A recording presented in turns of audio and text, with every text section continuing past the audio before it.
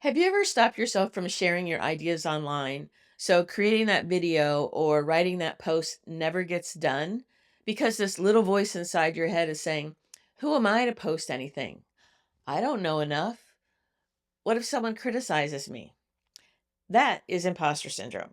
And it's silencing you and keeping you from helping more people and growing your business. Ask me how I know. Hi, I'm Lisa Hanfaletti. I'm an acupuncturist turned business mentor, and I'm also the head member success coach at HealAtScale. And like most healthcare practitioners, I've had to deal with imposter syndrome.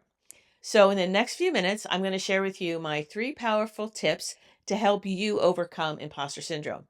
And this is so you can confidently share your expertise online to help more people. So, tip number one, recognize what imposter syndrome really is. Simply put, it's a fear response. It's designed to keep you safe, safe from being judged, safe from being criticized or rejected. And at its core, imposter syndrome is a self protection mechanism. Our brains are wired to avoid situations where we might feel exposed or embarrassed or not good enough. It tells you to stay small and stay safe and don't go outside your comfort zone. But here's the truth. Critics will always be there, and fear of criticism may also flare up, but you get to decide if it controls you. Perfection is an illusion, and no one has it all figured out. And the only way to really prove to yourself that you are good enough to share your ideas online is to just show up and do it. The truth is, you're already doing it every day when you show up for your clients in your office. So let's reframe this. Instead of focusing on, am I expert enough, ask, who needs to hear this today? The moment you shift your focus from your own fears to helping someone else, imposter syndrome loses its grip.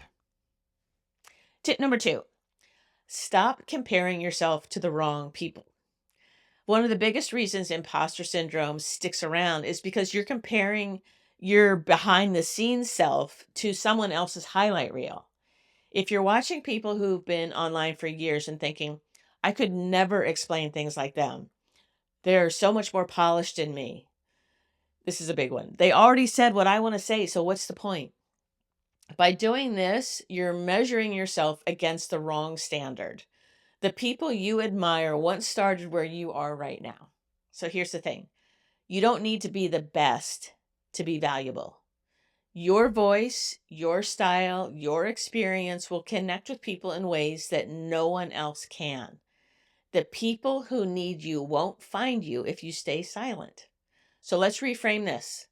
Instead of comparing yourself to the top experts, compare yourself to where you were 5 years ago.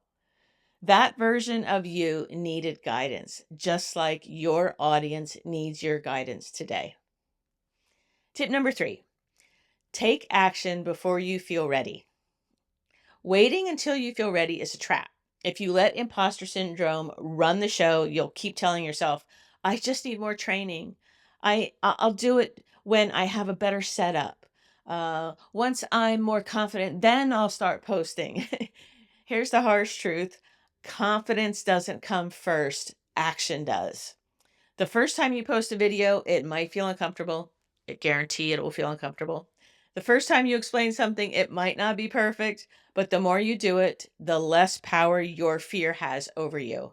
Your audience will connect with your authenticity more than your polish. The more you show up, the more natural it becomes. And the only way to get better is to start. So here's a challenge. Post one piece of content this week, a short video, a simple post, a voice memo, just something. It doesn't have to be perfect. It just has to be done. Because every time you show up, you're proving imposter syndrome wrong. So to recap, imposter syndrome is just your fear. It's not the truth. You can do scary things. You can face your fears by focusing on serving the people who need to hear from you. Stop comparing yourself to the wrong people. When you see others who are more polished and successful than you, use that as inspiration because you know that they started out where you are right now. Confidence comes from action, not the other way around. So commit to writing and recording a piece of content and posting it this week. Promise. Again, Next week, and again, you're going to build a muscle, and that's how you overcome imposter syndrome. Be consistent. And whenever it sneaks into your life, you know that it's just that fear and that you can overcome it. So I hope this was helpful. Let me know in the comments what stood out to you.